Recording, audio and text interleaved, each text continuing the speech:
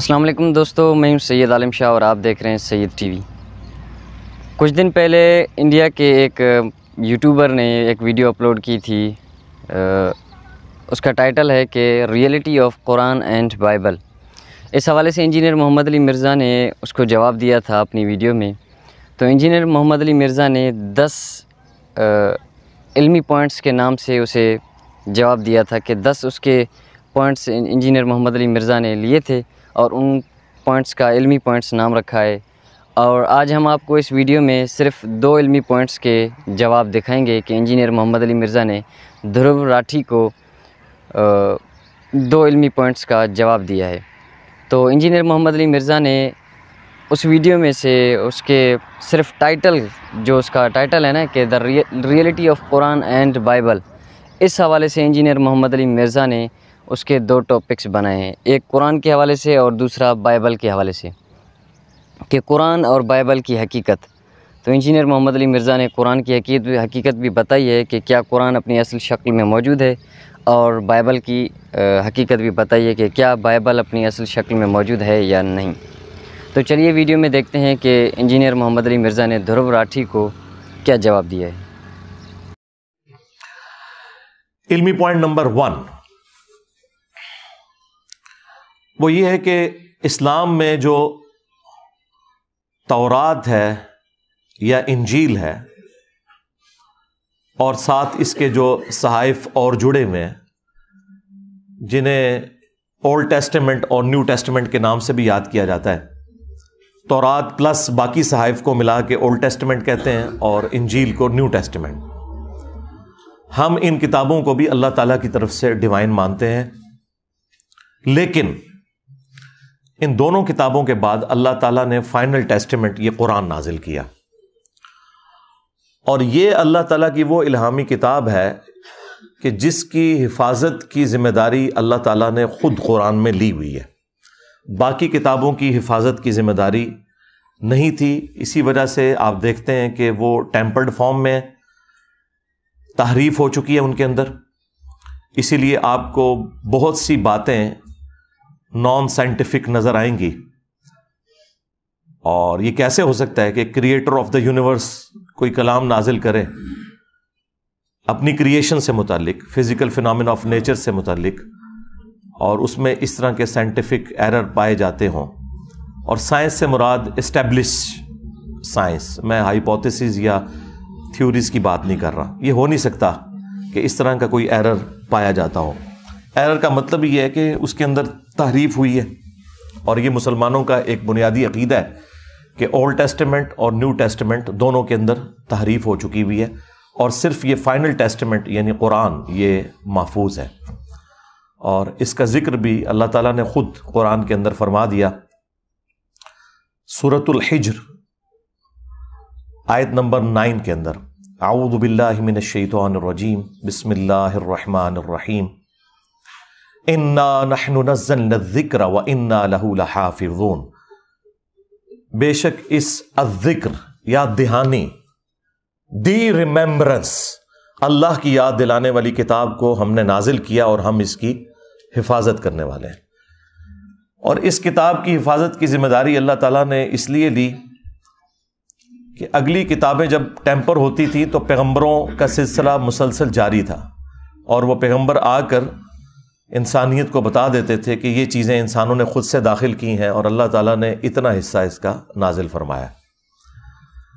لیکن چونکہ امام کائنات سید الاولین والآخرین شفیع المذنبین رحمۃ للعالمین سیدنا و مولانا امام اعظم محمد رسول اللہ صلی اللہ علیہ وآلہ وسلم اللہ تعالیٰ کے آخری پیغمبر ہیں، تو خدا نخواستہ اگر ان پر نازل کی ہوئی کتاب بھی ٹیمپر ہو جاتی تو پھر اس کی ریمیڈی کے لیے تو کسی اور پیغمبر نے نہیں آنا تھا، اور آپ علیہ السلام کے بعد آنے والی ساری انسانیت وہ جنتی ہو جاتی کیونکہ اکاؤنٹیبل ہی نہ رہتی۔ جب کتاب ہی اصلی حالت میں نہیں ہے تو جو گمراہی اس تک پہنچی ہے بس جو مرضی وہ عقیدہ اڈاپٹ کر لیتی۔ تو اس لیے اللہ تعالیٰ نے ختم نبوت کی برکت سے قرآن کو ہمیشہ کے لیے محفوظ کر دیا، اور یہ قرآن اس دنیا پہ اللہ تعالیٰ کا خلیفہ ہے، اللہ تعالیٰ کا نمائندہ ہے پیغمبر کے بعد قیامت تک کے لیے. یہ ایک ٹیکنیکل ریزن ہے جس کی وجہ سے قرآن کو اللہ تعالیٰ نے محفوظ کیا.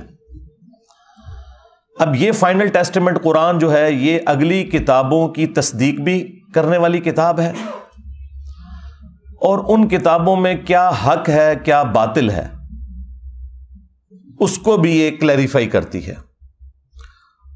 اور اس سے بڑھ کر یہ کتاب اگلی کتابوں کے اوپر نگہبان بھی ہے.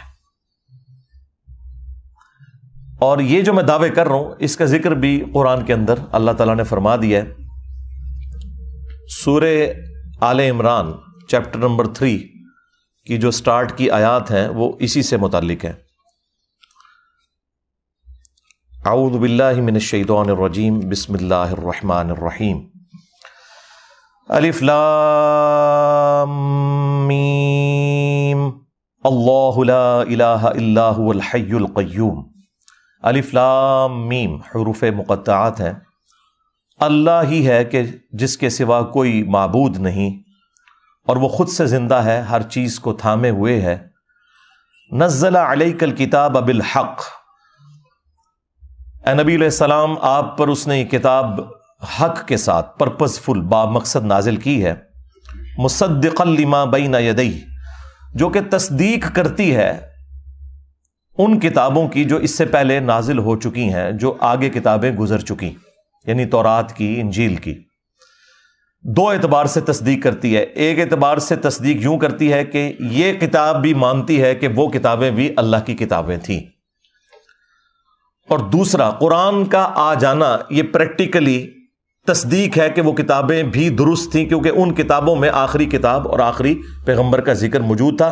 تو پریکٹیکلی جو پروفیسیز ان کتابوں میں موجود تھیں وہ پوری ہوئی ہیں قرآن کے آنے کی وجہ سے.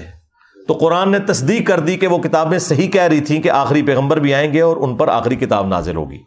تو دو اعتبار سے یہ کتاب تصدیق کرنے والی ہے. وَأَنزَلَ التَّوْرَاةَ وَالْإِنجِيلَ، اور اللہ ہی نے نازل کی تھی تورات بھی اور انجیل بھی، من قبل، اس قرآن سے پہلے، ہدی للناس، پوری انسانیت کی ہدایت کے لیے، وَأَنزَلَ الْفُرْقَانَ، اور اب اللہ تعالیٰ نے یہ فرقان نازل کر دیا ہے جو پوری انسانیت کے لیے ہدایت ہے اور حق اور باطل میں تمیز کرنے والی کتاب ہے کہ یہ سچائی پر مبنی چیز ہے اور یہ چیز جھوٹی لوگوں نے اللہ کی طرف منسوب کر دی ہے. ان الذین کفروا بآیات اللہ، بے شک وہ لوگ جو کہ کفر کرتے ہیں اللہ کی آیات کا، یعنی انکار کرتے ہیں، لہم عذاب شدید، ان کے لیے شدید عذاب ہے. واللہ عزیز ذو انتقام، اور اللہ تعالیٰ غالب ہے اور انتقام لینے والا ہے. غالب اتنا ہے کہ چاہے تو اس دنیا میں انتقام لے لے، لیکن یہ اس کی حکمت کا تقاضا ہے کہ دنیا میں چھوٹ دیتا ہے اور آخرت کے دن پکڑ کرے گا. اور دوسری چیز جو میں نے بتائی تھی کہ یہ نگہبان ہے اگلی کتابوں کے اوپر، اس کا ذکر اللہ تعالیٰ نے سورۃ المائدہ میں فرمایا ہے، آیت نمبر 48 میں، چیپٹر نمبر 5 ہے یہ. وَأَنزَلْنَا إِلَيْكَ الْكِتَابَ بِالْحَقِّ، اور ہم نے نازل کی ہے اے نبی علیہ السلام آپ کی طرف یہ کتاب پرپز فل با مقصد، حق کے ساتھ، سچائی کے ساتھ. مصدقا لما بین یدیہ، جو کہ تصدیق کرتی ہے جو اس سے آگے کتابیں گزر چکی، من الکتاب، کتاب میں سے. اور یہ تمام کتابیں اصل میں لوح محفوظ سے ہیں، قرآن بھی وہیں سے ہے، بل ہوا قرآن مجید فی لوح محفوظ. تو اسی کتاب کا ایک حصہ تورات ہے، اسی کتاب کا حصہ انجیل ہے، اسی کتاب کا حصہ قرآن ہے، اور باقی انبیاء کے صحائف ہیں.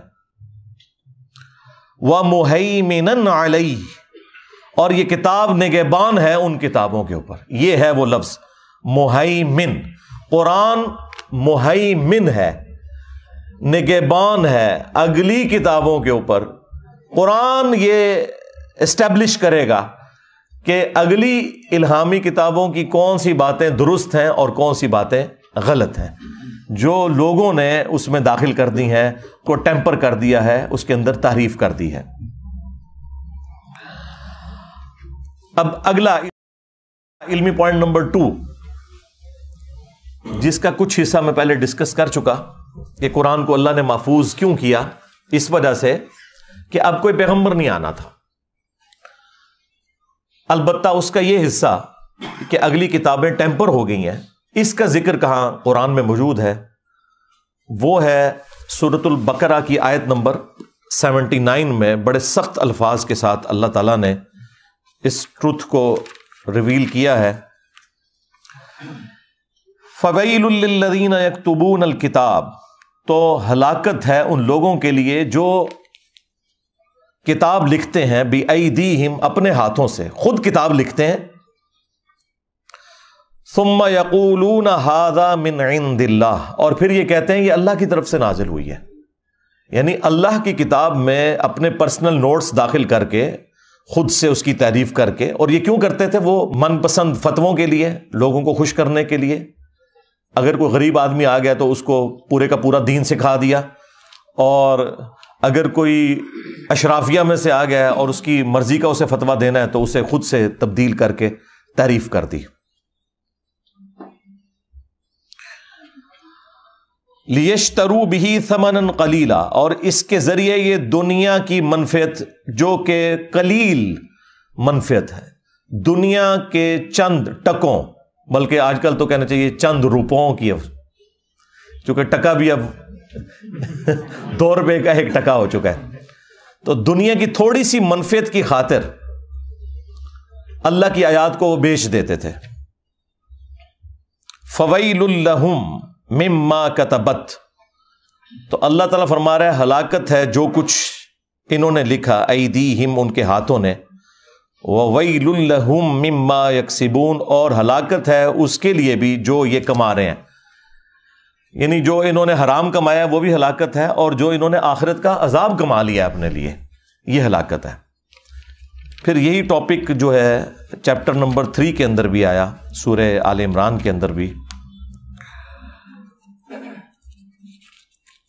وہاں پہ آیت نمبر ہے 78، وَإِنَّ مِنْهُمْ لَفَرِيقًا يَلْوُونَ أَلْسِنَتَهُمْ بِالْكِتَابِ، اور اے نبی علیہ السلام بے شک ان میں سے ایسے لوگ بھی ہیں جو اپنی زبان کو مروڑ مروڑ کر تلاوت کرتے ہیں کتاب میں سے، لِتَحْسَبُوهُ مِنَ الْكِتَابِ، تاکہ تم یہ سمجھو کہ یہ کتاب میں سے پڑھ رہے ہیں۔ آپ اکثر علماء کو نہیں دیکھتے کہ وہ عربی اشعار کو